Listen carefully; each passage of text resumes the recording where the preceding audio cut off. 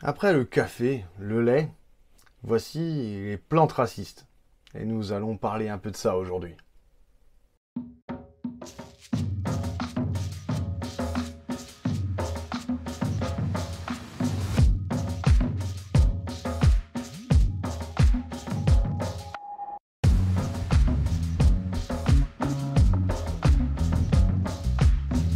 D'abord, salut à toutes et à tous les planteurs et j'espère que vous allez bien. Aujourd'hui, nous allons parler dans cette Tortus Talk d'un sujet un peu particulier. Et vu que je parle d'histoire sur cette chaîne, et l'histoire, même l'histoire botanique, ça reste de l'histoire, donc c'est politique. Bon, comme d'hab, j'arrive un peu après la bataille, mais certaines plantes, au cours du congrès international de botanique, qui s'est déroulé à Madrid le 21 juillet dernier, et les participants de ce congrès ont voté de façon à ce que certaines plantes, algues et mycètes changent de nom, car leur nom actuel aurait une consonance raciste. Du coup, nous allons donc regarder quelques articles qui en parlent. Alors, bon, voici un article du Point. Donc bon, j'ai pas appris tous les articles qui disent grosso modo la même chose. Alors, on va lire un peu ça. Plus de 200 plantes au nom renvoyant à des insultes racistes ou à des personnages esclavagistes vont être rebaptisées. La décision a été prise lors du congrès international des botanistes à Madrid.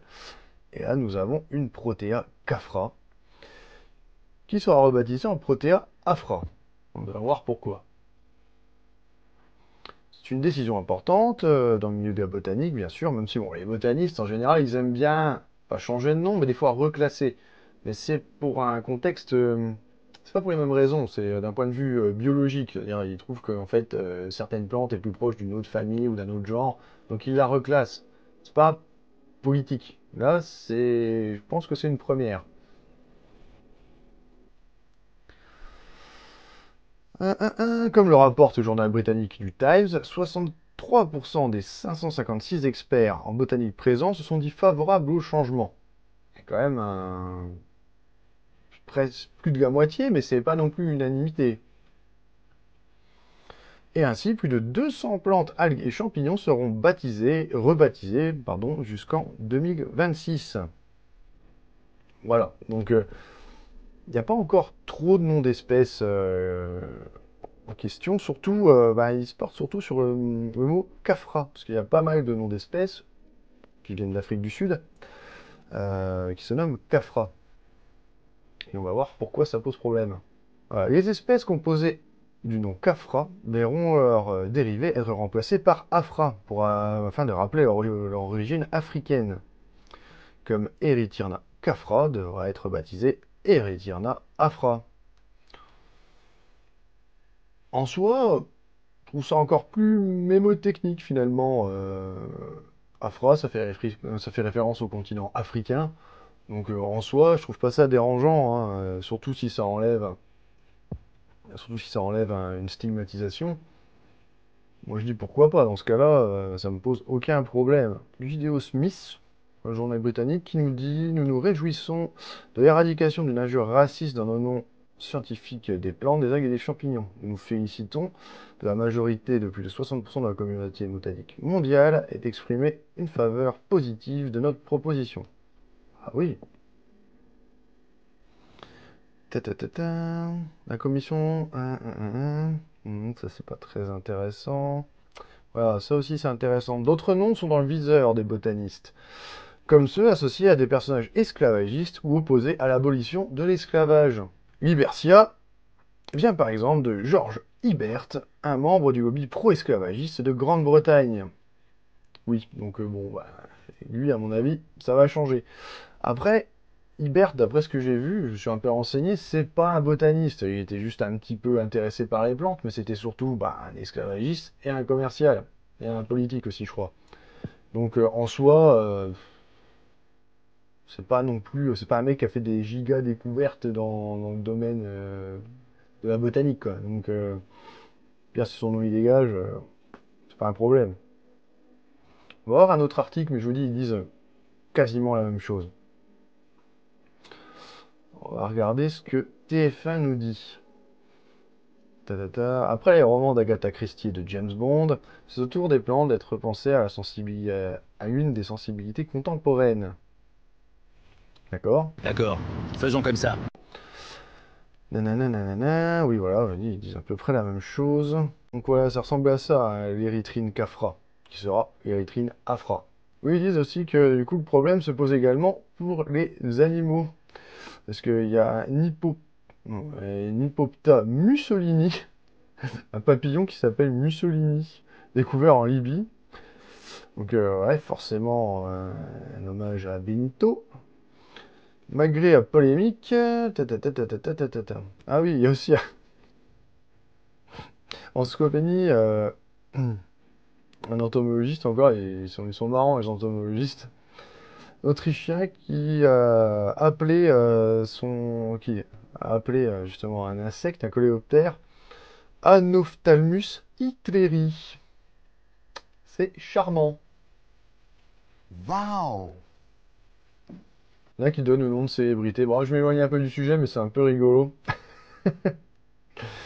Il y en a un, voilà, un amphibien aveugle du Panama, il est appelé Donald Trumpy.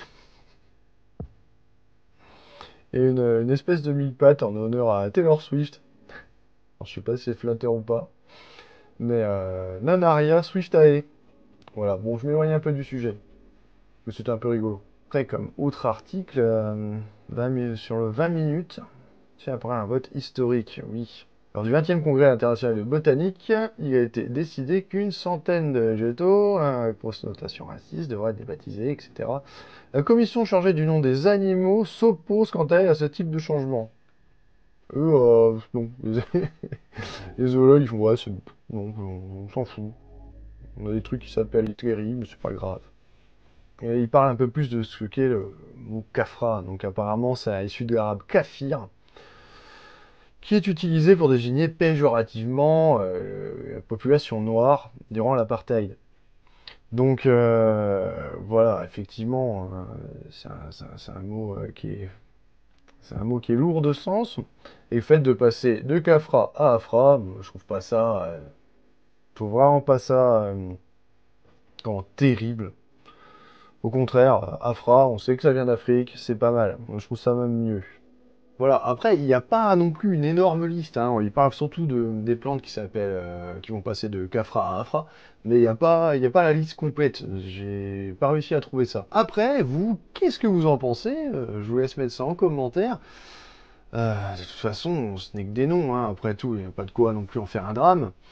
Mais moi qui aime bien l'étymologie, faudrait pas que ça s'étende de trop non plus. Mais aujourd'hui, nous allons étendre un petit peu la problématique et la réflexion. Voici une plante genre Galtonia.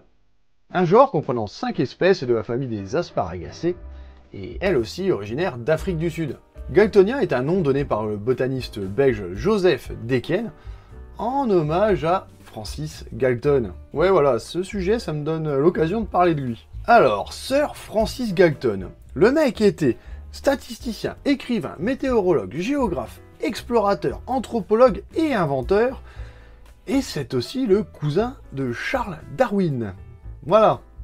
Bon, il est pas très bon à l'école, mais il vient d'une bonne famille, il touche un peu à tout, et il va théoriser et inventer pas mal de concepts. Et quand je dis pas mal, je veux dire beaucoup. Je veux dire beaucoup, beaucoup. Alors, en vrac, il va inventer la photographie composite, un procédé qui permet de superposer des images et mettre en avant des caractéristiques communes, un procédé encore utilisé de nos jours en criminologie. Il va mettre en lumière le fait que les empreintes digitales soient uniques à chaque individu et créer les prémices d'un fichier national afin d'aider la police à traquer les criminels. Un truc encore utilisé de nos jours également. Il va inventer bien sûr son fameux sifflet, le sifflet de Galton, un sifflet à ultrasons qui va permettre de mesurer les fréquences auditives chez l'homme et les animaux. Il va inventer le dispositif du stéréomètre, qui est un dispositif qui permet de calculer les volumes d'objets qui ont une forme un peu chelou. Il va aussi inventer la chambre thermostatée, c'est-à-dire une chambre où la température est stable et fixe, afin de pouvoir faire des expériences biologiques. Une carte météorologique mobile, c'est-à-dire une carte qui permet d'observer l'évolution justement des changements de pression atmosphérique, qui fait une grosse évolution dans le domaine de la météorologie. Bref, j'en passe. Cependant, Francis, il a aussi théorisé le concept d'eugénisme. Alors, si vous ne savez pas ce que c'est, l'eugénisme, c'est un concept qui encourage la reproduction entre eux d'individus jugés supérieurs sur le plan physique ou intellectuel, et qui, étymologiquement parlant, veut dire de bonne naissance. Bon après, je vous cache pas que c'est un concept qui a été vite repris quelques années plus tard par les méchants allemands. Hein, si vous voyez ce que je veux dire? Mais toujours utilisé de nos jours, hein, surtout chez les animaux, pour avoir le fameux lof, surtout chez les chiens et les chats. Et chez les plantes aussi, bien sûr, hein, sélectionner celles qui font le plus gros fruit, celles qui font les plus belles fleurs, et ben, c'est de l'eugénisme. Bref, on s'est un peu éloigné du sujet, mais contrairement à Georges Ibert, qui n'était finalement qu'un diplomate, un politicien et un marchand, possiblement renier des noms comme Haeckel, Galton, Comte de Buffon ou même Linné, qui ont tous eu des propos considérés comme racistes, un racisme qui, à leur époque, malheureusement, était très normalisé. Donc je pose les questions, dans le futur, doit-on rayer ces personnages de l'histoire? Doit-on plutôt remettre les choses dans le contexte historique? Doit-on d'abord valoriser les apports positifs avant de les juger sur leur dire? Bref, je vous laisse en débattre en commentaire, mais restez cool et courtois, hein, bien sûr, on n'est pas là pour se prendre la tête non plus. En tout cas, si ce n'est pas le cas, je vous invite à vous abonner, bien sûr, et à aller voir nos autres vidéos. Et je vous dis à la prochaine les planteurs pour un autre sujet. Allez, la bise, ciao!